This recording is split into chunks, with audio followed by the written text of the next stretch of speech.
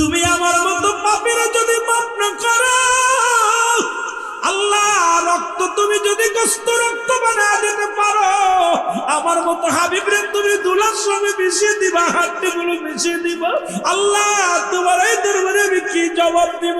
একটা চিৎকার মেরে যখন ডাক দেব আল্লাহ, আল্লাহ কবুল করেছে, সঙ্গে সঙ্গে হাবিবকে আল্লাহ মাফ করে দিছে। শুধু মাফ করে নাই, পৃথিবীর মধ্যে আল্লাহর ওলির দপ্তরে তার নামটা লিখে দিছে। জোরে বলা যাবে না সুবহানাল্লাহ। চক্রবৃদ্ধি সুদ খাইতেন, ওনার মতো সুদখোর মুসলমান ওই জামানার মধ্যে, ওই মহল্লার মধ্যে আর কেউ ছিল না। সুদের টাকা প্রতিনিয়ত কালেকশন করতেন, বাড়ি বাড়ি যাইতেন, প্রতিনিয়ত বাড়ি যাইতেন, মানুষের বাড়ি যাইয়া টাকা না পাইলে জোর করে গরু ছাগল ধরে আনতেন, চাউল ডাউল যা পাইতেন ছিনিয়ে আনতেন। হঠাৎ একদিন একজনের বাড়ি গেলেন সুদের টাকার হারা টাকার লভ্যাংশ আনতে। বাড়িওয়ালা বাড়ি নয়, ডাকতে বলে হাবিব বাড়ি আস। হাবিব ডাকতে বলে বাড়িওয়ালা বাড়ি আসুনি, অমুক বাড়ি আসুন। কয় না। কোথায় গেছে? কয় আজকে টাকা না দিলে বাড়ি থেকে যাব না। এই চক্রবৃদ্ধি সুদ দিন গেলে ডিম পাড়ে, এত পরিমাণ ডিম পাড়ে। মাস গেলেই তো বাড়ি গাড়ি লিখে দেওয়া লাগে, বছরে গেলে তো অবস্থা কাই, দেশ ছেড়ে চলে যেতে হয়। ঠিক কিনা? আসেনি আপনাদের এলাকায়? কতক্ষণ আসেনি?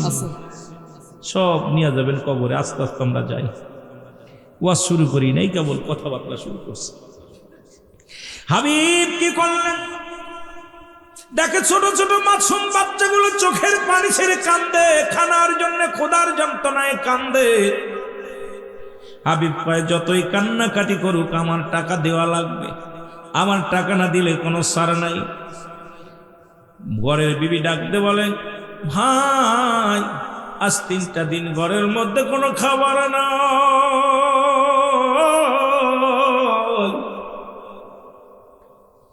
ছোট ছোট মাসুম বাচ্চাগুলো খোদার যন্ত্রণায় ছটফট করে, খানা খাওয়াইতে পারি না। আমি মা, দুঃখিনী মা, সন্তানের মুখে খাবার দিতে পারি না, সহ্য করতে পারি না, আমাকে একটু মাফ করেন, গুছায়া দিব, আস্তে আস্তে করে দিব। কয় তোমার স্বামী কোথায়? কয় টাকা দিতে পারবে না, পালাইছে। ভিতরে ঢুকে দেখে কিছু গোস্ত পাতিলের মধ্যে আছে, পাশে আকিকা হয়েছিল, ওই আকিকার গোস্তটা দিছে, কিন্তু পাকাইবে কমনে, মশলা নাই, লবণ নাই, মরিচ নাই, তেল নাই, কোনো কিছু নাই। রান্না করে খাওয়াইবে সন্তানদের, সেই খাবারের মতো ব্যবস্থা নাই। ভিতরে ঢুকে দেখে গোস্ত, পাতিলের মধ্যে গোস্ত। এই সুদখোর হাবিব কি করলেন? এই গোশের পাতিলটা ঘর থেকে ছিনিয়ে নিয়ে বলে আমার টাকা শোধ করতে পারো না, আবার সন্তানদের তুমি গোস্ত খাওয়াও। জোর করে ছিনিয়ে নিয়ে গেলেন গোস্তগুলো। বাড়ি নিয়ে বিবিরে ডাক দেখায়, বিবি জলদি আয়, গোস্তগুলো পাকাও, আমি আসি, গোসল করে এসে খাবো। গোসলের জন্য রওনা হলেন। বিবি গোস্তগুলো টুকরো টুকরো করে কাটলেন, সুন্দরভাবে রান্না করলেন, বোনা করলেন, বুনে একদম পাতিলের মধ্যে রেখে দিলেন। গোসল করে আসার পর স্বামীর সামনে পাতিলটা নিয়ে দিলেন। পাতিল ঘুষায়া দেখে রে পুরো গোস্তের একটা টুকরা গোস্ত নাই, পুরো গোস্তগুলো রক্ত হয়ে গেছে। জোরে জোরে চিল্লায়া বলা যাবে না আল্লাহু আকবার।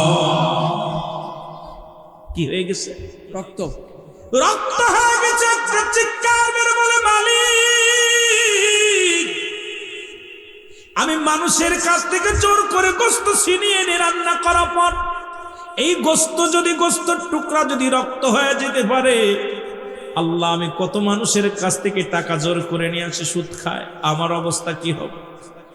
আল্লাহ কবরে যেদিন শোয়া দিবে আমার অবস্থা কি হবে? আল্লাহ তুমি আমারে মাফ করে দাও। আল্লাহ আমি পাপী, আমি গুনাহগার, আমি বড় পাপী। আল্লাহ আমাকে আপনি মাফ করে দেন, আমার মতো গুনাহগার আর পৃথিবীর মধ্যে নাই, আমার মতো পাপী আর পৃথিবীর মধ্যে কেউ নাই। আরে মুসলমান একটা চিৎকার মেরে ডাকতে বলে মালিক,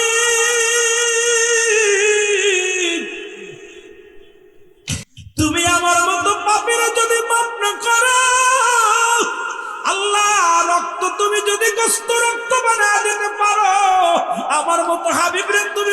সঙ্গে মিশিয়ে দিবা, হাড্ডিগুলো মিশিয়ে দিবা। আল্লাহ তোমার এই দরবারে আমি কি জবাব দিব? একটা চিৎকার মেরে যখন ডাক দেব, বলে আল্লাহ, আল্লাহ কবুল করেছে। সঙ্গে সঙ্গে হাবিবকে আল্লাহ মাফ করে দিছে। শুধু মাফ করে নাই, পৃথিবীর মধ্যে আল্লাহর ওলির দপ্তরে তার নামটা লিখে দিছে। জোরে বলা যাবে না সুবহানাল্লাহ। এখনো যারা সুদখোর আছেন, আমি আপনাদেরকে বলে যাই, এ মুসলমান, কার জন্য সুদ খাও, কার জন্য ঘুষ খাও, কার জন্য জিনা করো, কার জন্য ব্যভিচার করো, কেউ তোমার নয়, সব কিছুই পর। এই পৃথিবীর মধ্যে তোমার কেউ নয়। আল্লাহ বলে কুল্লু মান আলাইহা ফান, সব শেষ করে দিবে কে? আল্লাহ বলে বান্দার, এই দুনিয়ার মধ্যে আমি কিচ্ছু বলতে কিচ্ছু রাখবো না। এই জমিনটা আমি রাখবো না, জমিনটা আমি পুড়ায়া তামা বানায়া দিব। এই জমিনের মধ্যে যত মাটি আছে, মাটিগুলো পুড়ে হবে তামা। এই জমিনের মধ্যে যত পানি আছে, পানিগুলো পুড়ে হবে ছাই। যেদিন কিচ্ছু বলতে কিচ্ছু থাকবে না, সেদিন থাকবে শুধু আমার আল্লাহ। কে থাকবে? আরো জোরে বলেন, আরো জোরে বলেন। আল্লাহ রে ডাক রে বান্দা, আল্লাহ রে ডাক বান্দা, আল্লাহ রে ডাক রে বান্দা। এর ডাকার মতো ডাকলে পারে, ডাকার মতো ডাকলে পারে, গোনা পাবি মাফ। আল্লাহ রে ডাক রে বান্দা, আল্লাহ রে ডাক তোরা, আল্লাহ রে ডাক রে বান্দা। জোরে জোরে বলেন, আল্লাহ রে ডাক রে বান্দা, আল্লাহ রে ডাক তোরা, মাওলা রে ডাক রে তোরা, মাওলা রে ডাক। ওরে ডাকার মতো ডাকলে পারে, ডাকার মতো ডাকলে পারে, গোনা পাবি মাফ। আল্লাহ রে ডাক রে বান্দা, আল্লাহ রে ডাক। ডাইকা যিনি হলেন অলি, আব্দুল কাদের নামটি শুনি। ডাইকা যিনি হলেন অলি, আব্দুল কাদের নামটি শুনি। বাগদাদ নগর, মাওলা রে ডাক রে বান্দা, আল্লাহ রে ডাক তোরা, আল্লাহ রে ডাক রে বান্দা, আল্লাহ রে ডাক। ওরে ডাকার মতো ডাকলে পারে, ডাকার মতো ডাকলে পারে, গোনা পাবি মাফ। আল্লাহ রে ডাক রে বান্দা, আল্লাহ রে ডাক। এ দুনিয়ার মুসলমান শুনে নাও, এই জন্য যদি ফিরে আসতে পারো, নিজামুদ্দিন আউলিয়ার কথা শুনেছ। তিনি ছিলেন দুর্দর্শ সন্তান আর ডাকাত। শুধু আল্লাহর ভয় যখন অন্তরের ভিতরে ঢুকছে, এ মুসলমান এমন ভাবে ভয় করেছে, ভয়ের মতো ভয় করেছে। এখন আমরা সকালে তওবা করি, সকালবেলা ঈমান আনি, বিকেলবেলা ছেড়ে দিই, বিকেলবেলা ঈমান আনি, রাত্রেবেলা ছেড়ে দিই, রাত্রেবেলা ঈমান আনি, সকালবেলা ছেড়ে দিই। কিন্তু নিজামুদ্দিন আউলিয়া যখন ঈমান আনছে আর ছাড়ে নাই, এমন ভাবে আঁকড়ে ধরছে আমার মওলারে। এই পৃথিবীর মধ্যে পিছনের দোষটি আমার আল্লাহ ক্ষমা করে দিছে। আমার ভাই ভূমির মধ্যে আল্লাহ তাআলা তারও কিন্তু আল্লাহ আরলি বানায়া দিছে। জোরে জোরে চিল্লায় বলেন ঠিক কিনা? আর একটু জোরে জোরে চিল্লায় বলেন ঠিক কিনা? বাবারে, এই দুনিয়ার মধ্যে কেউ কারো নয়, এই পৃথিবীর মধ্যে কেউ কারো নয়। আজকে কার জন্য তুমি সুদ খাও, কার জন্য ঘুষ খাও, একটা কথা বললে আপনারা বুঝতে পারবেন। ওদের মুসলমান বোঝানোর জন্য আমি একটা কথা বলে যাই। আর এর জন্য প্রতিটা মানুষ কিন্তু আজকে সন্তান নষ্ট হওয়ার জন্য গার্জিয়ান দায়ী। এ মুসলমান, হযরত ওমর ফারুক রাদিয়াল্লাহু তাআলা নূর কদমে গো, জনক একজন ব্যক্তি এসে বলে, আমিরুল মুমিনিন, আপনার কাছে আমার সন্তানটারে ধরে আনছি, বিচার করা লাগবে। কথাগুলো না বললে বুঝতে পারবেন না রে মুসলমান। বলে, হুজুর, আপনার কদমের মধ্যে আমার সন্তানটাকে আনছি, এর বিচার করা লাগবে।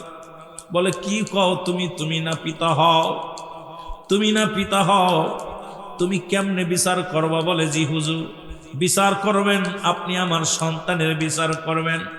কেমন বাবা, কেমন গার্জিয়ান, আর আমাদের ছেলেরা অন্যায় করলে আরো তার পক্ষে যায় বলি যে অন্যায় করে নাই, তার বিরোধিতা করি। মুসলমান শোনো, এখন পিতা পুত্রের সম্পর্ক কেমন ভালো মধুর সম্পর্ক প্রতিটা কিন্তু বাড়িতে। পিতা পুত্রের উপরে আপনজন পৃথিবীর মধ্যে আর কেউ হয় না। সন্তানের জন্য বেশি আপন তার পিতা, পিতার জন্য বেশি আপন তার সন্তান। জোরে বলেন ঠিক কি? কিন্তু সন্তানকে লইয়া ডাকতে বলে হুজুর আমার সন্তানের বিচার করা লাগবে। কয় তুমি কেমন পিতা গো, সন্তানের বিচারের জন্য আমার কদমের মধ্যে আছো? বলে হ্যাঁ আপনার কদমের মধ্যে আছি, আমার সন্তানের বিচার করা লাগবে। বলে কি বিচার? বলে 3টা বিচার করা লাগবে। নাম্বার ওয়ান হলো, 1 নাম্বার আমার সন্তান মাদক সেবন করে।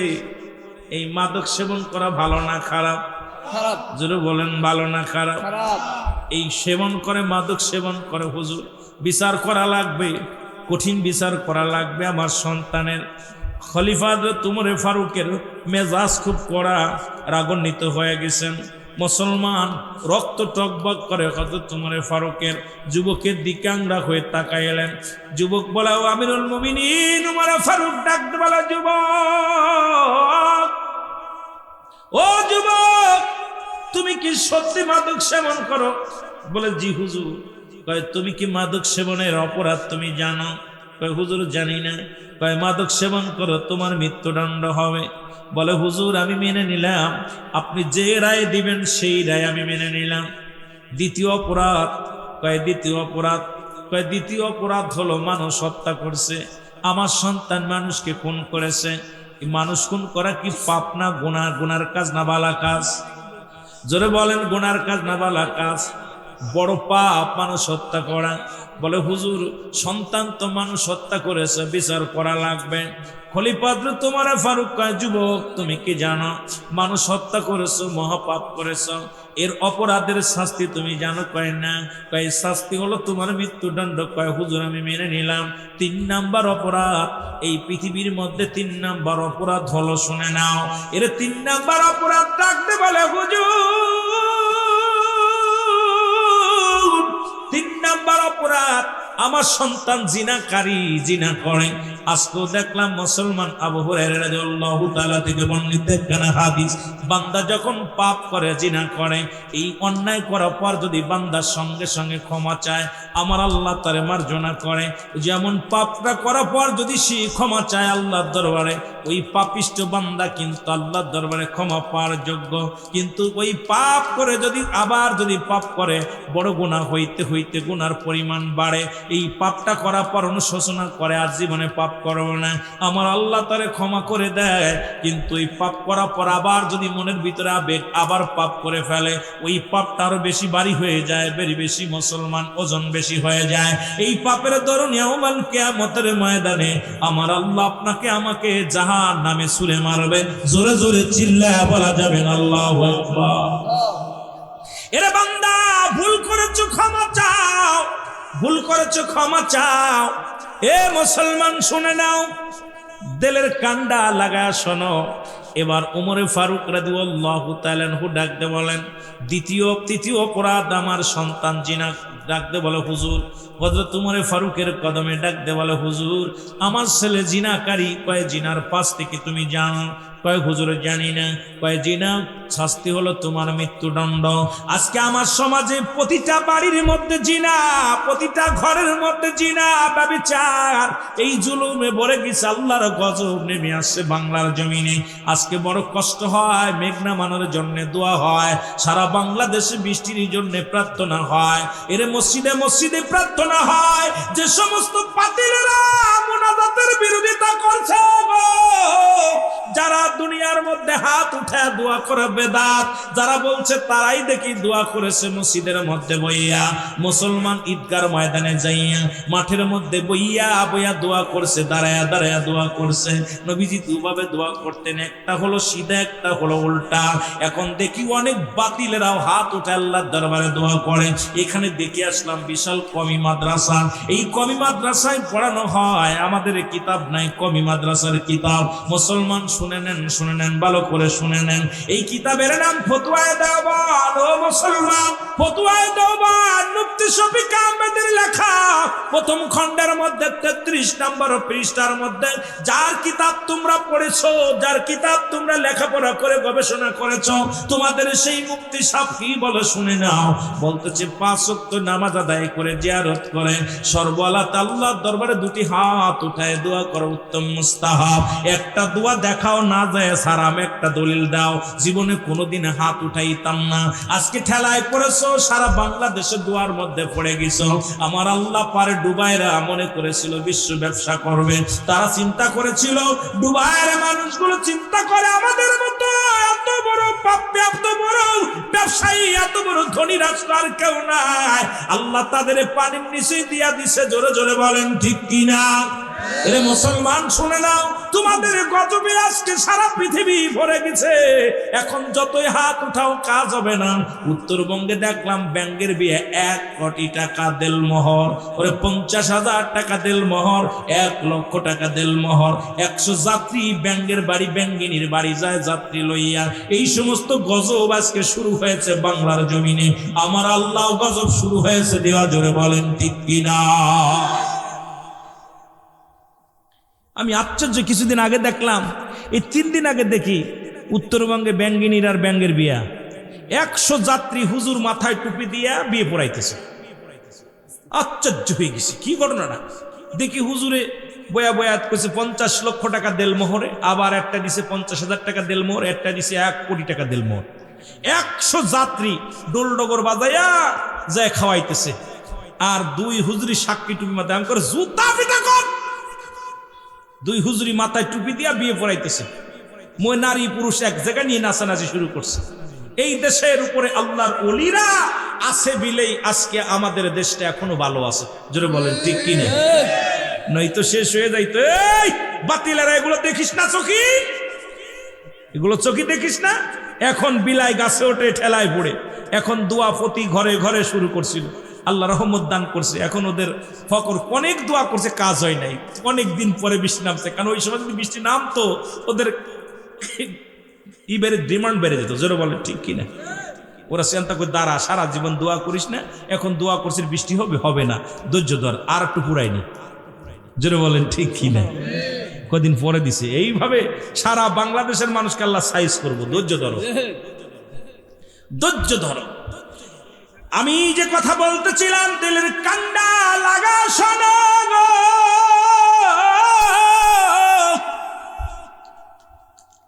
শাস্তি হলো, বিধান হলো, পাপের শাস্তির বিধান শোনো, জিনার শাস্তির বিধান শোনো। আলোচনায় গেছি, পারবো জানি না, সময় শেষ করতে পারবো কিনা। যদি কোনো যুবক যুবতী জিনা করে, শুনে নেন, মেম্বার সাহেব আছে, আপনারা ভালো করে শুনে নেন। যদি কোনো যুবক যুবতী জিনা করে, এই জিনার পরিমাণ যাই হোক না কেন, যদি পাপ করে, এই যুবককে 100 ডুরা তার গায়ের মধ্যে মারতে হবে। এমনভাবে মারতে হবে, ও মুসলমান, 4-5টা মারা পর যেন মারা যায়। এমনভাবে আঘাত করতে হবে, মারা যাবে কি বাঁচবে দেখার সময় নাই। বেতের আঘাত করতে হবে, যদি মারা যায়, মারা যাওয়ার পর ওই যুবক যুবতীর কি করবে? গোসল করাবে। তারা গোসল পাবে, তারা জানাজাও পাবে, তারা কবরও পাবে, দাফন কাফন সবই পাবে। বাকি যে বেতের আঘাতগুলো থাকবে, এটা কবরের উপর রাখাইতে হবে। একটা যুবকরে যদি, একটা যুবতী যদি আজকে লাকসামের জমিনে, আজকে যদি কুমিল্লার জমিনে একটা বিচার করা হতো, আমার বিশ্বাস যুবক যুবতীর জিনা ব্যভিচার চিরতরে বন্ধ হয়ে যেত। জোরে বলেন ঠিক কিনা? আজকে মুসলমান শুনে নাও, শুনে নাও, আজকে ঘরের মধ্যে জিনা, বাড়ির মধ্যে জিনা, হুজুরি হুজুরি জিনা। আজকে শুধু বলৎকার দেখলাম গত মাসেও, মুসলমান এই মাসেও দেখেছি, পত্রিকা খুললেই শুধু বলৎকার। আজকে মাদ্রাসায়, আজকে তাদের কাছেও নিরাপত্তা নাই। আজকে মাদ্রাসার লাইনে পড়াইতেও ভয় পায়, কারণ হুজুর যে কাজ শুরু করেছে, স্ত্রী থাকতেও ছোট ছোট বালকদের সাথে বলৎ করা শুরু করেছে। আজকে আমাদের দিক থেকে মানুষ মুখ ফিরায় নিচে। জোরে জোরে বলেন ঠিক। আমি কি মিছা কথা কইতেছি? এই বলৎকার একটা বিচার করেন না, একটা বিচার কুমিল্লার জমিনে হইলে কোন মাদ্রাসার বলৎকার হবে না। বিশ্বাস হয় না?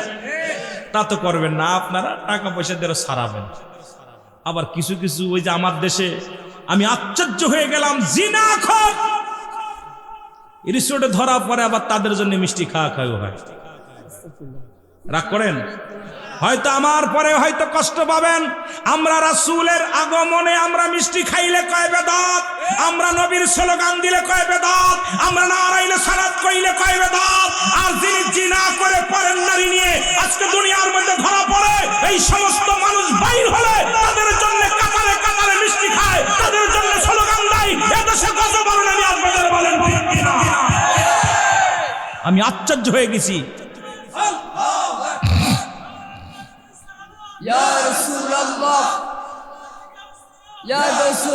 আমি আল্লাহের কসম করে বলতেছি, এ মুসলমান, আপনাদের জাগতে হবে, আপনাদেরকে আবার জাগতে হবে, শাহজালালের মতো, শাহপরানের মতো জাগতে হবে। আর ঘুমানোর সময় নাই। রাসূলের স্লোগান দিলে, মিলাদ নবীজির শানে জুলুস করলে, কুমিল্লার মানুষ যখন জুলুস করে এটা বন্ধ করার জন্য পায়তারা শুরু হয়। আমরা মিষ্টি বিতরণ করলে এটা নাজায়েজ হয়। আর আজকে যারা নারী নিয়ে ফুর্তি করে তারা বাইর হলে মিষ্টি বিতরণ করে কোন ফতোয়া দিয়ে? কথা বলেন না কেন? জোরে বলেন, কথা বলেন না কেন? রাগ করেন? হয়তো আমার উপরে অ্যাকশন আসবে, ভয় করি না, ভয় করি না। আমি কষ্ট পেয়েছি, আমি কষ্ট পেয়েছি।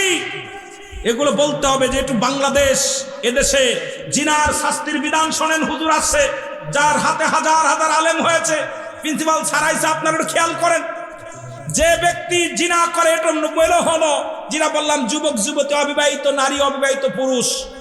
আর বিবাহিত নারী, বিবাহিত পুরুষ যদি জিনা করে, জিনার শাস্তির বিধান শোনেন। মিষ্টি বিতরণ তো দূরের কথা, ওর বিধানটা শুনে নেন, তারপরে আমার বিচার করেন। বিচার হলো, যে ব্যক্তি বিবাহিত নারী, বিবাহিত পুরুষ জিনা করবে, শাস্তির বিধান হলো তাকে বুক পর্যন্ত না মাটির নিচে পুঁততে হবে, কঙ্কার ছুঁড়ে মারতে হবে, পাথর ছুঁড়ে মারতে হবে। যতক্ষণ পর্যন্ত মৃত্যুবরণ না করবে ততক্ষণ পর্যন্ত তার মার বন্ধ হবে না। নিশ্চিত হয়ে যাবেন উনি মারা গেছে, এইবার তাকে মাটি খুঁড়ে উঠাইতে হবে। উঠাইয়া তাকে দিবালয়ে মানুষের সামনে কুকুর শিয়াল দিয়ে লাশটা খাওয়াইতে হবে। এই লাশের দাফন পাবে না, এই লাশে কাফন পাবে না, এই লাশে কি পাবে না? জানাজা পাবে না।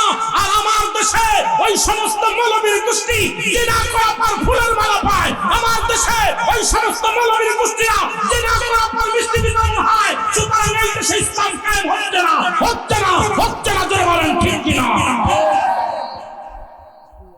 কথা কি বুঝতে পারছেন? শাস্তির বিধান শুনছেন?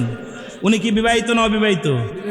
তাহলে উনি বিলে না, যত বিবাহিত নারী, যত বিবাহিত পুরুষ জিনা করবে, সে যত বড় কুতুব হোক, সে পীর সাহেব হোক আর মৌলবী হোক, যত বড় ব্যারিস্টার হোক, ইসলামের বিধান মানলে, কোরআনের বিধান মানলে তাকে কুকুর শিয়াল দিয়ে খাওয়াই দিতে হবে।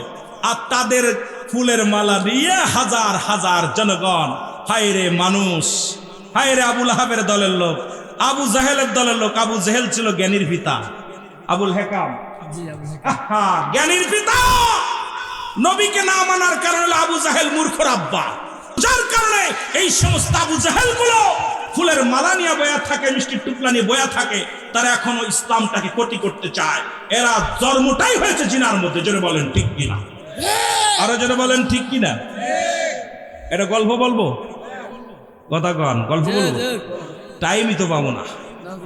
গল্প হলো, আমাদের দেশের অবস্থা, যদি কোনো হিন্দু থাকেন আমি আগেই ক্ষমা চাই, কারণ আমি সূরা তাওবা যেদিন পড়েছি 6 নম্বর আয়াত। কত নম্বর? 6 নম্বর। সূরা তাওবা 6 নম্বর আয়াত। আল্লাহ বলে, হাবিব, আপনার কদমের মধ্যে যদি কোনো অমুসলিম যায়, সর্বপ্রথম তাদের বসতে দেন। যদি তারা নিরাপত্তা চায়, নিরাপত্তা দেন। যদি নিরাপদ স্থানে পৌঁছে দিতে বলে পৌঁছায় দেন। যদি সাহায্য চাই, সাহায্য। কার ঘোষণা? হুজুর সাক্ষী, ওলামা একরাম সাক্ষী, সবাই ধরে রাখবেন। সূরা তাওবা 6 নম্বর আয়াত। এই জন্য আমি কোনো হিন্দু অমুসলিম যদি থাকেন, অধর্মীরা থাকেন, কষ্ট পাবেন না, বোঝানোর জন্য বলতেছি। উত্তপ্ত গরমের ভিতরে 52 ছেলেকে নিয়ে যাইতেছে মায়। কে যাইতেছে? 52 ছেলে নিয়ে যাইতেছে মা। মা আর 52 ছেলে দুইজন যাচ্ছে নানা বাড়ি বেড়াইতে। তো উত্তপ্ত গরমে পিপাসায় কাতর হয়ে গেছে। কাতর হওয়ার কারণে ছেলে বলতেছে, মা গো, পিপাসা লাগছে প্রচুর, আমার জল খাইতে হবে। জল তা কইছে বাবা জল ডান পাশে মুসলমান বাড়ি, বাম পাশে মুসলমান বাড়ি, আমরা হলাম বাউন, তোমার বাবা হলো বড় বাউন, তুমি পানি খাইলে ইজ্জত চলে যাবে জল খাইলে, এখন মুসলমান বাড়ি ঘটি চায়া খাবে, এটা ঠিক হবে না। কইছে মা আমি তো আর হাঁটতে পারি না, আমার একটু খাবার দাও, পানি দাও। তো বাবা যাও পানি খাবা, তবে কোনো পাতিল চেয়ে খাবা না, টিবল চাইপা হাতে ধরে খাবা। এখন টিবল চাইপা পানি খাইতে গেছে, যা পর দেখে বাড়িতে রান্না করতেছে গরুর গোশ। কিসের গোশ? মুসলমানের বাড়ি কিসের গোশ? আপনারা যাই বলেন মুরগি খান আর খাসি খান, গরুর গোশের উপরে স্বাদ নেই। যারা বলেন ঠিক কিনা? গরুর গোশের একটা ঘিরান আছে খুব সুন্দর। এই ঘিরানটা যখন পাইছে, ছেলে বলতেছে ও চাচি আপনারা কি রান্ধেন গো? কই গোস্ত রান্ধতেছে। কই আমার আম্মা তো গোস্ত রান্ধে, এত ঘিরান হয় না। এইটা এত ঘিরান কেন? কই এটা আমরা গরুর গোস্ত। কই গরুর গোস্ত এক পিস দিবেন? কথা বুঝিনি? কই বাবা খাবি নি এক পিস? কই দিলে খাইতাম। এখন গরম গরম তো বাউনের ছেলের গরম গরম পাতিল থেকে উঠাই দিছে, এটা খাইতে একটু সময় লাগছে, গরম গোস্ত সময় লাগছে। মা তো ঘরের মধ্যে দাঁড়ায় আছে, ছেলে আসবে কখন, রাস্তার ভিতরে দাঁড়িয়ে আছে, একটু দেরি হয়ে গেছে, বলতেছে পানি খেয়ে গেছে। কয় বাবা এত দেরি হলো কেন? কয় মা তুমি গর্ভধারিণী মা, আমাদের বাউন শাস্ত্রে আছে মিথ্যা বলা যাবে না, এখন আমি বাউনের ছেলে মিথ্যা বলবো না মা।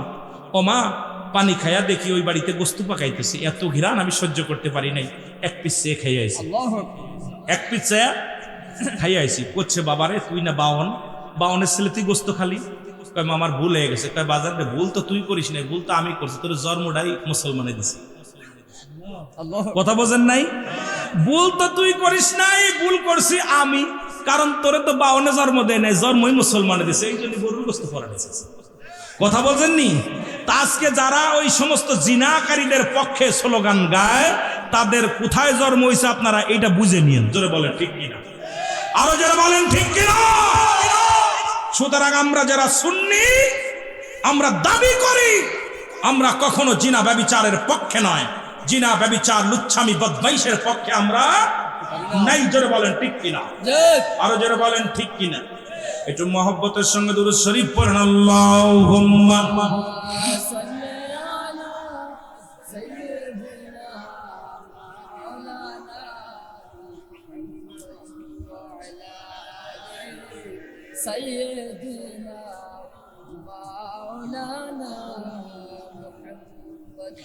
মুসলমান গভীর মনোযোগ।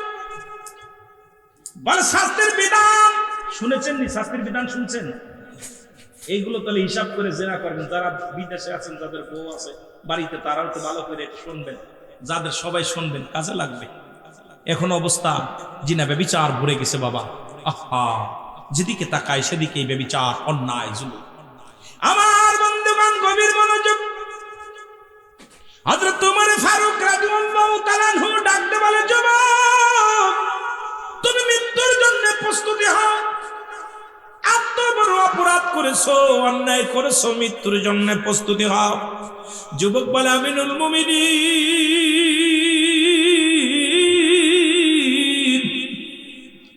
আপনি আমার বিচার করবেন, আমি আপনার বিচার মেনে নিলাম, তবে আমার বিচার করার আগে আমার বাবার বিচারটা আগে করা লাগবে। কার বিচারটা? বাবার বিচার। কথা বলেন না? জি, বাবার বিচারটা করা, বাবার বিচার করা লাগবে। খাত্তাবের বেটা উমর ডাকতে বলে, যুবক তুমি কি বলতে চাও? ও তোমার বাবা হয়, তুমি বাবার বিরুদ্ধে অভিযোগ করো, তুমি কেমন যুবক গো? তোমার বিচারটা হবে কেন? তোমার বাবার বিচার হবে? বলে, হুজুর আপনি আমার যে শাস্তি দিবেন সব শাস্তি মেনে নিলাম, তবে আমার বিচারের আগে আমার বাবার বিচার করা লাগবে। কারণ এই পৃথিবীর মধ্যে এক নাম্বার ভুল করেছে আমার আব্বা। তার এক নাম্বার ভুল হলো উনি আমাকে একটা ভালো মা দেয় নাই। পৃথিবীর মধ্যে উনি আমাকে একটা ভালো মা দেয় নাই। উনি যে মা দিছে সেই মা হলো জিনাকারিনী, সেই মা পৃথিবীর মধ্যে বেগানা পুরুষের সঙ্গে চলাফেরা করে, সেই মা হলো পৃথিবীর মধ্যে হাট বাজার সবই উলঙ্গ বেহায়াপানা অবস্থায় করে বেড়ায়। সুতরাং এক নম্বরে আমি আমার একটা ভালো মা দেয় নাই। আজকে নষ্ট হওয়ার মূল আমার আব্বা জান। উনি যদি আমাকে একটা ভালো মা দিতেন তার থেকে আমি অন্যায়গুলো শিখতাম না। আমি যুবকদের বলে যাই, তোদের পায়ে ধরে বলে যাই, ও আমার যুবক বাবারা যারা বিয়ে করিস নাই, তোদেরকে আমি অনুরোধ করে যাই, প্রয়োজন হলে একজন রিক্সা চালকের মেয়ে বিয়ে কর, ভ্যান চালকের মেয়ে বিয়ে কর, একজন দিনমজুরির মেয়ে বিয়ে কর। আগে খোঁজ নিবি মেয়েটা নামাজ পড়তে পারে কি না, ওই মেয়েটা পর্দায় থাকে কি না, ওই মেয়েটা পৃথিবীর মধ্যে কোরআন হাদিস জানে কিনা, ওই মেয়ের মা তার শ্বশুর শাশুড়ির খেদমত করে কিনা। এইটা আমরা এখন সুন্দরী পূজারী হয়ে গেছি। আজকে আমার সমাজ নষ্ট হওয়ার মূল কারণ হলো আমাদের গার্জিয়ান গুলো। আজকে আমাদের যুগে আগে যখন বিবাহ শাদী হতো, আমাদের মাথা পিতা মুরব্বী দাদাগণ যেত, যে আগে দেখতো কালো হোক মেয়ে, মেয়ে কোন গোষ্ঠীর, আগে মেয়ের নানার পরিচয় নিত, নানার মাতৃকুল পিতৃকুল গুলো টুকায় টুকায় বাইর করতো। তারা রূপ দেখতো না, তারা দেখতো গুণ। আর আমরা দেখি রূপ, এই জন্য প্রতিটা সংসারের মধ্যে জিনা ব্যভিচার। আজকে আমার সমাজ সুন্দরী পূজারী হওয়ার কারণে, আমরা শুধু ধলা চামড়ার পূজারী হওয়ার কারণে আমার জাতি, আমার সমাজ, আমাদের মুরব্বী গ্রাম আজকে বৃদ্ধাশ্রমে জায়গা হয়। আজকে আমার মা আমার বাবা বৃদ্ধাশ্রমে কেন যায়? এর একটা মূল কারণ হলো ঘরের লক্ষ্মী ভালো না। জোরে জোরে চিল্লায় বলা যাবে না, ঠিক কিনা? বড় কষ্ট। আজকে বৃদ্ধাশ্রম কেন যায়? কয়েকটা বৃদ্ধাশ্রমে যায় কান্না দেখে খুব কষ্ট হয়েছে। দেখছি আমার দেশে আমি জরিপ করে দেখেছি, আমার দেশে সবচেয়ে দুর্নীতিবাজ হলো শিক্ষিত সমাজ বেশি। শিক্ষিত সমাজ বেশি। বিশ্বাস হয় আপনাদের? কথা বলেন। কারণ দেখেন, আমাদের কোন দিনমজুরি যে সে ঘুষ খায় না। দিনমজুরিরা ঘুষ খায়, ভ্যান চালক খায়, রিক্সা চালক খায়, কিন্তু আমার দেশে বড় বড় অফিসাররা গদির মধ্যে বইয়া, এসির মধ্যে বইয়া বইয়া ঘুষ খায়। জোরে বলেন ঠিক কি? সুদ খায়, ঘুষ খায়, এই সমস্ত দুর্নীতিতে ফার্স্ট 99% হলো শিক্ষিত সমাজ। জোরে বলেন ঠিক কিনা? আশা কথা কইছি না মিছা কথা কইছি? আমার ভাইরা, আমার বন্ধুরা, আমি আপনাদেরকে অনুরোধ করি, যুবক এখনো সময় আছে। পৃথিবীর মধ্যে যদি একটা দিলদার মহিলা যদি তুমি বিবাহ করতে পারো, যদি নামাজি আল্লাহওয়ালা পর্দাশীল একটা নারী যদি তুমি তোমার ঘরে আনতে পারো, সেই নারী দ্বারা তুমি অপমানিত অপদস্থ হবে না, জীবনেও তুমি লাঞ্ছিত হবে না, তোমার মা বাবা কষ্ট পাবে না, জীবনেও তোমার মা বাবার দুঃখ দিবে না, তোমার ভাইয়ের দুঃখ দিবে না, তোমার বোনের দুঃখ দিবে না।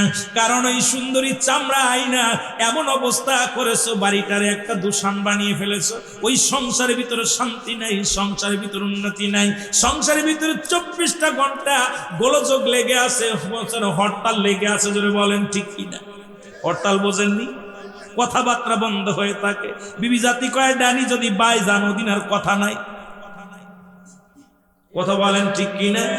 আমার বাবারা, 2 নাম্বার অপরাধ হলো মুসলমান। আমার এই 1 নাম্বারের মধ্যে যায় আমার মা বোনেরা যারা আলোচনা শুনতেছেন, আমি আপনাদের অনুরোধ করব, এর আগে আপনার দাদি, আপনার নানি, আপনার মাকে বলবেন, মা ও আমার দাদি, আমার নানি, তুমি একটা রিক্সা চালকের সঙ্গে বিয়ে দাও, ভ্যান চালকের সঙ্গে বিয়ে দাও, কি সান্দায় সেই ছেলের সঙ্গে বিয়ে দাও, দুঃখ না।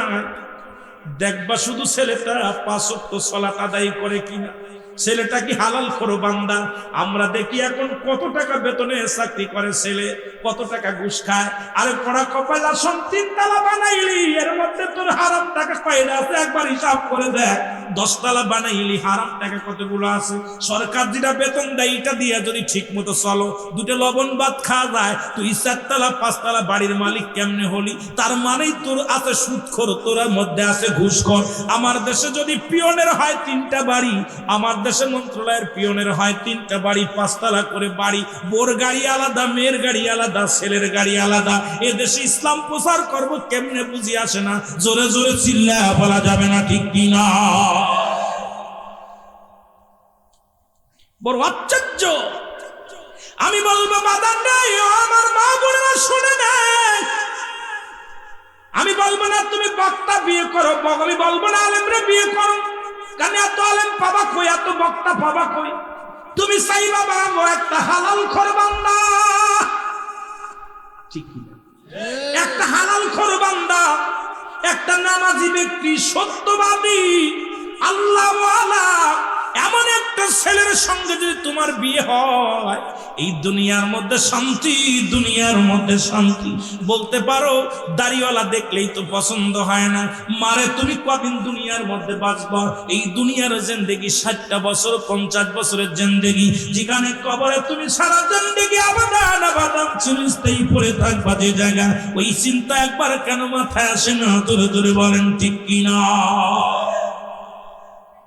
মারে আজকে যারা ওয়াজ শুনতেছি, তোদের পায়ে ধরে বলে যায়, মা ও মা, তোদেরকে অনুরোধ করি, তোরা ওই সমস্ত ছেলেদের যারা ওই চুল কাটা, হাতে আপনার একটা দাউস হলো, দাউসের সঙ্গে বিয়ে করা হারাম। দাউস ছেলে, দাউস পুরুষ, এই দুইটা বিয়ে করা হারাম। এখন দাউস মেয়েগুলো চিনে নেন। দাউস হলো ওই সমস্ত মেয়েরা, যে সমস্ত মেয়ের ওয়াজ কিন্তু মেলাদিক চলে গেছে, আমি শেষ করতে পারবো বলতে পারতেছি না, বিপদের মধ্যে আছে। যেটা বলতেছিলাম, দাউস হলো ওই সমস্ত মেয়েরা যারা মেয়ে বলে জন্ম নিয়ে ফ্যান শার্ট পরে শার্ট গায়ে দেয়। এখন ফ্যান শার্ট পরে শার্ট গায়ে দেয়, পুরুষের ন্যায় চলাফেরা করে, পুরুষের মতো কথাবার্তা বলে, পুরুষের ন্যায় চলাফেরা, সবকিছু বাজার ঘাট স্কুল কলেজ যা কিছু বুক টান করে। এক কথায় দাউস ওই সমস্ত ছেলে মেয়েদেরকে বলে যে সমস্ত মেয়েরা মেয়ে কুলে জন্ম নিয়ে ছেলে ছেলে ভাব দেখায়, এক কথায় ছেলে হতে চায়। আল্লাহ দেশে গজব নামাইয়া এখন আমাদের দেশে কবিরাও এখন শুরু করছে, যেহেতু আমার দেশের মেয়েরা ফ্যান শার্ট ভালোবাসে, এই জন্য শরীফ থেকে শরীফা নামাই দিছে। কতক্ষণ ঠিক কিনা? আমাদের দেশের আইটা চিন্তা করছে, তোদের আর কষ্ট করে ফ্যান শার্ট পরা লাগবে না, কেমনে কেমনে মহিলা থেকে পুরুষ হওয়া যায়, পুরুষ থেকে কেমনে মহিলা হয়, এটা আমি বুঝাই দিতেছি। বইয়ের মধ্যে খুব সুন্দরভাবে লেখা দিছে, তোরা দেখবি ভালো লাগছে না। এখন সেরি মানুষ সেরা হয়ে গেছে, সেরা থেকে সেরি হচ্ছে, সেরি থেকে সেরা হচ্ছে, আর সেরা থেকে সেরি হচ্ছে। জোরে বলে ঠিক কিনা? শরীফ থেকে শরীফা। কথা কয় না কেন? কথা কন না কেন? এখন আমাদেরও খেলা শুরু হয়েছে।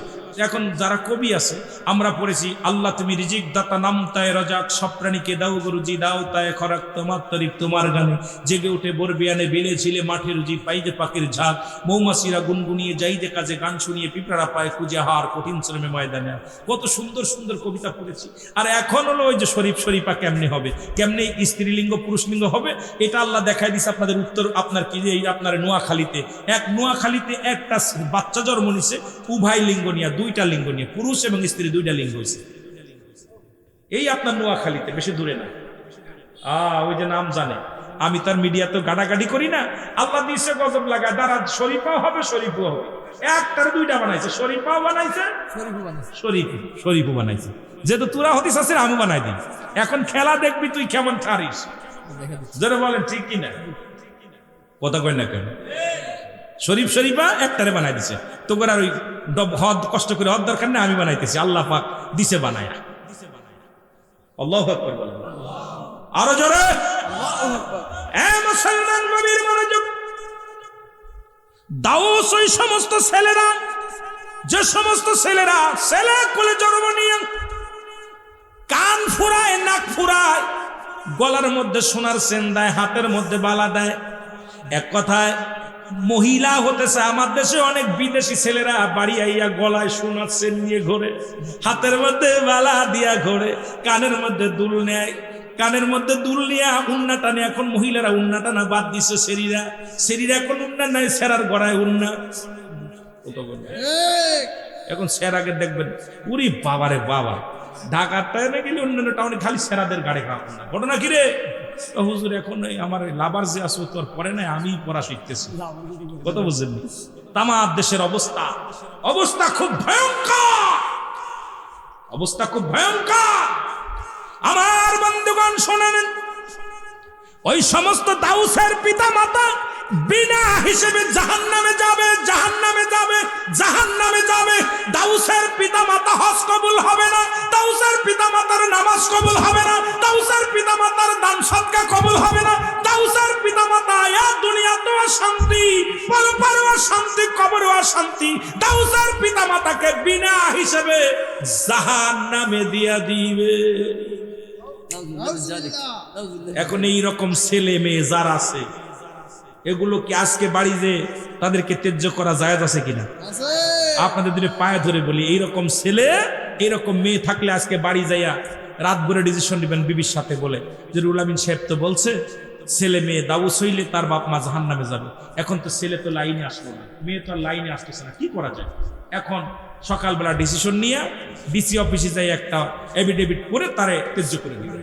ওই ছেলে মেয়েরে একবার এফিডেভিট করে দিবেন, ওই ছেলের দায় দায়িত্ব আপনি না। ওই মেয়ে যদি বাঁচতে চান, জাহান্নাম থেকে বাঁচতে চান, জাহান্নাম থেকে বাঁচতে চাইলে ছেলেকে মেয়েকে পরিত্যাগ করেন, কারণ আল্লাহ পাক রাখছে আমানত, আমানতের খেয়ানত করার অধিকার আপনার নাই। জোরে বলেন ঠিক কিনা? জোরে বলেন ঠিক কিনা?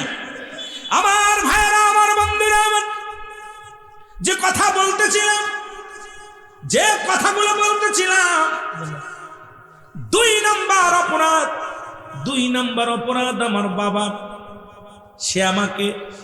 সে আমার একটা ভালো নাম দেয় নাই, একটা ভালো নাম দেয় নাই। এই নামের গুণেও কিয়ামতের ময়দানে অনেক বান্দা পার হয়ে যাবে, অনেক বান্দা পার হয়ে যাবে, বান্দি পার হয়ে যাবে। ওই নামের ওসিলায়, ওই নামের গুণে অনেক মানুষগুলো পাপ থেকে বেঁচে যাবে। আল্লাহ তাআলা সুন্দর একটা নাম রাখার ব্যবস্থা করে দিক প্রতিটা মানুষের। কারণ বান্দা যখন দুনিয়ার মধ্যে আগমন করবে, বান্দি যখন দুনিয়ার মধ্যে আগমন করবে, সুন্নাতে রাসূল হলো 7 দিন পরে ওই সন্তানের নাম আকিকা করে সুন্দর একটা নাম রাখতে হবে। আমার দেশে এখন নামটার এভাবে রাখা হয় না, দেখা যায় পেটের ভিতরে থেকেই নাম রাখা হয়ে যায়, অনেক সময় দেখা যায় বাসর ঘরেই নাম রাখা হয়ে যায়। স্বামী স্ত্রী বিয়ে হয়েছে, বাসর ঘরে যায়, নফল নামাজও পড়ে না, কোরআন তেলাওয়াত করে না, দোয়া টোয়া করে, দোয়া করে না, দোয়া কালাম কিচ্ছু করে না, বয়া বয়া কয় নার্গিস, কয় কি, কয় যদি আমার একটা ছেলে হয় নাম রাখবো শাহরুখ খান। কি খান? জোরে বলেন কি খান? শাহরুখ খান। নার্গিস কয় ও রুহুল আমিন, আমি তো মনে মনে করেছি আমার যদি একটা মেয়ে হয় নাম রাখবো কারিনা। কি নাম? কত বলেন? স্ত্রী কয় রাখ মেয়ে হবে, ছেলে আর স্বামী কয় ছেলে হবে, দুজনেই কিন্তু নাম রাখা হয়ে গেছে। আজকে এই সন্তান দুনিয়ার মধ্যে আসে জিনা ব্যভিচার শুরু করে দিছে। কারণ রাসূল বলতেছে সন্তান ছেলে মেয়ে যেই হোক না কেন 7 দিন পরে আকিকা করে সুন্নাতে রাসূল অনুযায়ী যদি নাম রাখতে হয়। ও মুসলমান শুনে নাও, দুনিয়ার মধ্যে আগমন করার পর 7 দিনের একদিন আগে নাম রাখা দূরত্ব নাই। ছেলে হোক আর মেয়ে হোক, ওই 7 দিনের একদিন আগে নাম রাখা দূরত্ব নাই।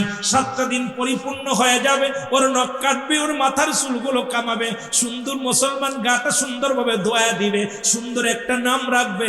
ছেলে হলে 2টি পশু কুরবানি করবে, মেয়ে হলে একটা পশু কুরবানি করবে, সুন্দর একটা হাদিস কুরআন অনুযায়ী সুন্দর একটা নাম রাখবে। কিন্তু আমার দেশে এখন তা তো দূরের কথা, বছর রাত্রেই নাম হয়ে যায়। শুধু তাই নয় রে মুসলমান, দেখা যায় 7 মাস 8 মাস ছেলে হবে না মেয়ে হবে। এখন আলট্রাসাউন্ড করলেই ডাক্তার কয় তোর পেটে মেয়ে, তোর পেটে ছেলে, আর সেই নাম রাখা হয়ে যায়। এ মুসলমান, এই সন্তান জীবনেও আল্লাহ হতে পারে না।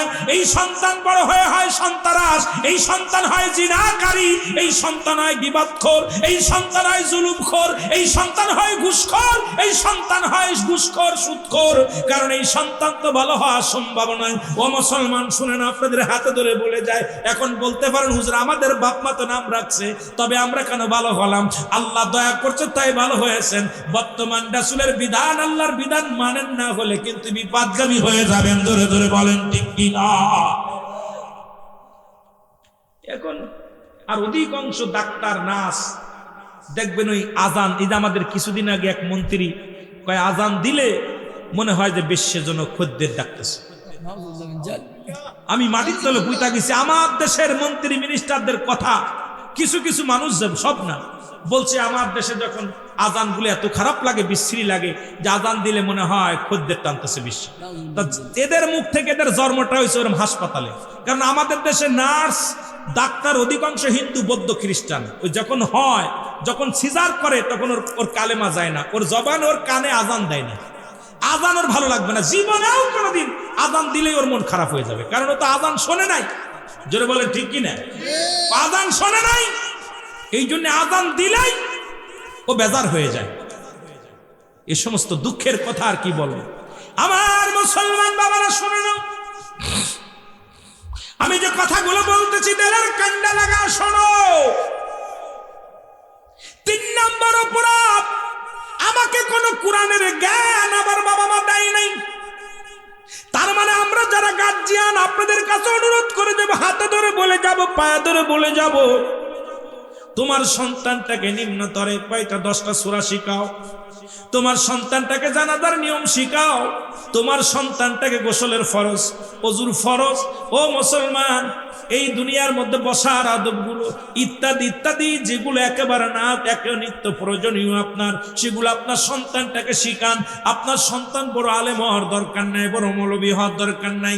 যে সন্তান আপনার জন্য দোয়া করতে পারবে, যে সন্তান যখন আপনার হাত উঠাইতে পারে, বলে রাব্বির হামহুমা কামা রব্বায়ানি সগীরা। জোরে জোরে চিল্লায় বলা যাবে না আল্লাহু আকবার।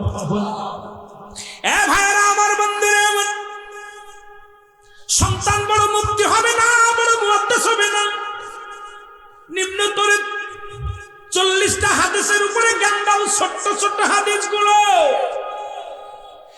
সেইটা নিম্নতরে শিখাও, কোনটা হালাল কোনটা হারাম, এ মুসলমান কোনটা জায়েজ কোনটা না জায়েজ, যেগুলো একান্ত নিয়মগুলো মুসলমান আপনার সন্তানদের শিক্ষা দেন, নয়তো আপনি বাঁচবেন না। কারণ আপনি আল্লাহর দরবারে সারা পাওয়া সম্ভব নয়। কারণ আপনার সন্তান এমন বিদ্যা শিখাইছেন, লন্ডন আমেরিকা গেছে, বড় বড় ডিগ্রি নিছে, বড় বড় মাস্টার হয়েছে। মুসলমান শুনেন, এই সন্তানই একদিন আপনার জাহান্নামের কারণ হয়ে যাবে। যে সন্তানকে আপনি কোরআনের জ্ঞান দেন নাই, হাদিসের জ্ঞান দেন নাই, ইসলামের জ্ঞান দেন নাই, ওই সন্তান জীবন ইসলামের ভিতরে নাই, ইসলামের বিধানের মধ্যে নাই। সুতরাং এর জন্য আপনার আমলগুলো বরবাদ হয়ে যাবে, আল্লাহর দরবারে জবাব দিতে পারবেন না। আমার মাওলা যেদিন ধরবে, যেদিন কাজী হবে, আমার আল্লাহ যেদিন আসরের ময়দানে ডাকতে বলবে, অমুক সাহেব তোমারে জান্নাতে দেয়া হলো, জান্নাতের দিকে ছুটে যাও। যখন যাইবে পিছন থেকে সন্তানেরা ডাক দেয়, আমার অবশ্যই আমার সে আমার বাবা, এ আমার আপনজন, তুমি কই যাও? আমি জান্নাতে যাই। কই জান্নাতে কেমনে যাও? আমাকে নিয়ে যাও। সারা জীবন তুমি নামাজ পড়েছো, একদিন নামাজের তাগিদ দাও না নাই। সারা জীবন তুমি রোজা রাখছো, একদিন রোজা রাখার জন্য আমার তাগিদ দাও নাই। সারা জীবন আমি ভুল পথে চলেছিলাম, একদিন তুমি আমার সঠিক পথের দাওয়াত দাও নাই। একদিন তুমি আমার তুমি লালন পালন করেছো, ইসলামের বিধান শিক্ষা দাও নাই। আজকে তুমি জান্নাতের দিকে যাও, আমাদেরকে জাহান্নামের ফেরেশতারা আমাদেরকে নিয়ে যায় জাহান্নামের দিকে তরাইয়া। আজকে তুমি কই যাও? লয়ে যাও, মানে লয়ে যাও। ওই জাহান্নামের মালিক ফেরেশতা মুসলমান শুনে নাও, ওই বাবাকে শুদ্ধ ধরে জাহান্নামের মধ্যে ছুঁড়ে মারবে। কারণ এই জান্নাতের মধ্যে যাওয়া সম্ভব হবে না। এই জন্য আমি আপনাদেরকে বইলা যাই, সন্তানাদি যা হয়েছে আজ থেকে বিধান মানেন, ইসলামের বিধান মেনে জীবন করেন, তাহলে দুনিয়া আখিরাত দুইটাই কামিয়াব হবেন। জোরে জোরে বলেন ঠিক কিনা? একটু মহব্বতের সঙ্গে দুরূদ শরীফ পড়েন, আল্লাহুম্মা সাল্লি আলা সাইয়্যিদিনা মাওলানা মুহাম্মদ ওয়া আলা আলি সাইয়্যিদিনা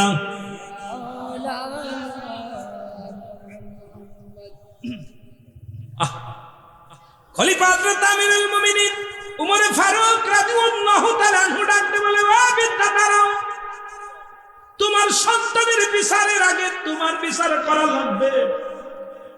এই বিদ্যা দাঁড়াও, অন্যায় তো তোমার সন্তান করে নাই, করেছো তুমি। আজকে সন্তানের এই পাপের ভাগটা তুমি নিয়ে যাও। আজকে যারা গার্জিয়ান আছো, তোমার ছেলে কলেজে গেছে, খবর নিচ্ছ ছেলে কলেজে যায় কি করে? তোমার মেয়ে কলেজে পড়ে, একবার কি খবর নিচ্ছ কলেজে কি করে? তোমার মেয়ে মাদ্রাসায় পড়ে, খবর নিচ্ছ কি কি করে? এক না বড় এক মোবাইল কিনে দিছে, ওই মোবাইলে রাতভরে সিটিং করে, মোবাইলে বান্ধবীর কাছে দরখাস্ত লেখে, বন্ধুর কাছে দরখাস্ত লেখে। একবার খবর নিছো, ওরে মেয়েদের হাতে মোবাইল লাগায় দিছো, পাপের বোঝা কিনে দিছো। ছেলের হাতে মোবাইল কিনে দিছো, এই মোবাইলের ভিতর পাপের রাজ্য ভরে নিছে। সারা রাত পরে পাপের রাজ্য দেখবে, ফজরের নামাজের সময় ঘুমাইবে। ওরে মুসলমান শুনে নাও, কিয়ামতের ময়দানে বাঁচবে কেমনে? আমার আল্লাহর দরবার থেকে বাঁচা সম্ভব না। জোরে জোরে বলো ঠিক কিনা? এ আমার ভাইরা, আমার বন্ধুরা, বিদ্যা থরথর করে কাঁপে। বিদ্যা বলে, আমিরুল মুমিনিন,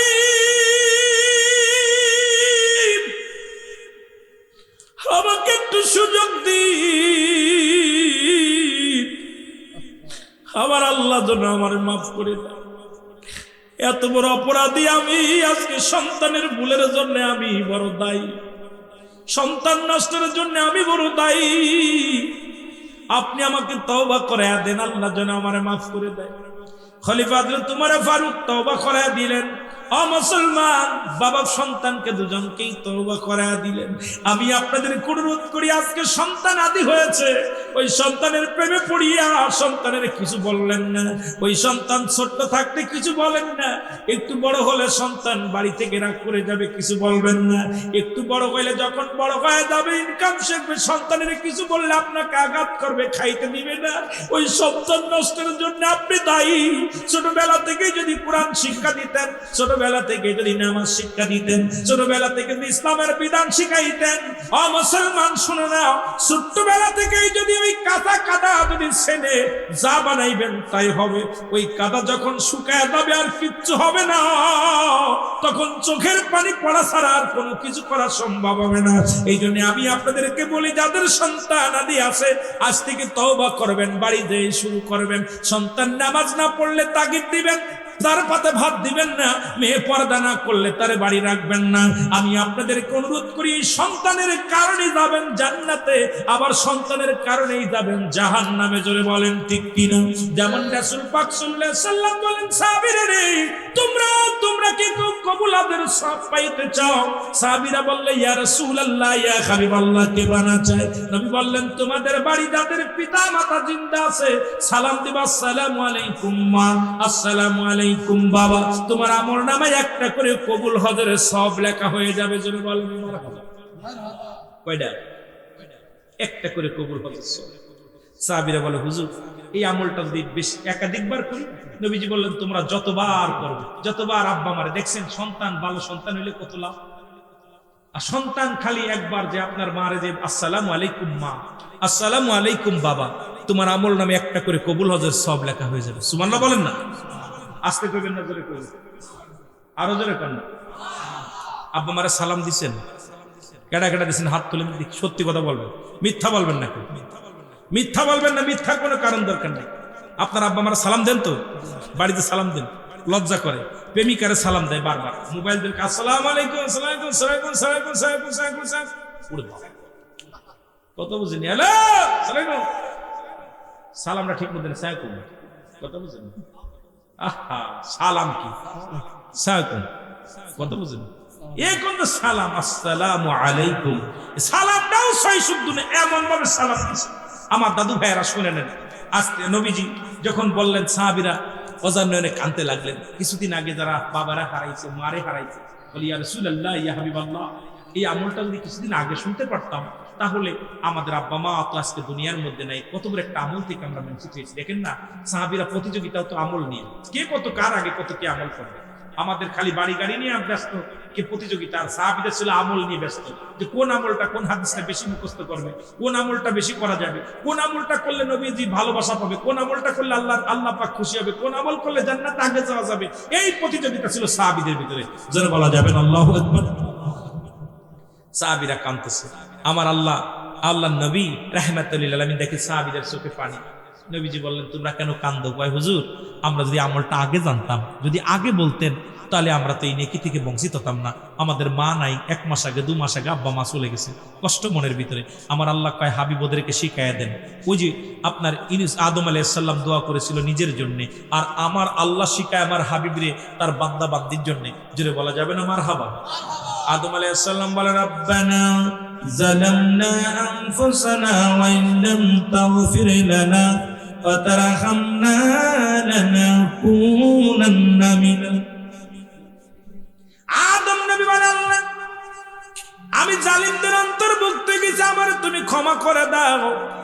আদম নবীরে যদি কোনো ব্যক্তি জালিম বলে, তার ঈমান যাবে না, থাকবে? ঈমান চলে যাবে। কেন? আদম নবীর কেউ জালিম বলার মতো ক্ষমতা নেই। কিন্তু আদম নিজেই বলছে, আল্লাহ রাব্বানা যালামনা, ও আমার রব, ও আমার প্রভু, আমার আল্লাহ, আমি জালিমদের অন্তর্ভুক্ত হয়ে গেছি, আমারে ক্ষমা করে দাও। আর আমার নবীরে আমার আল্লাহ শিখায়, যাদের আব্বা নাই, মা নাই, যাদের নাই, যারা সালাম দিতে পারে নাই, যারা আব্বা মার থেকেই নাকি সব টুক পায় নাই, তারা যেন এইভাবে আব্বা মার জন্য দোয়া করে, রব্বিরহামহুমা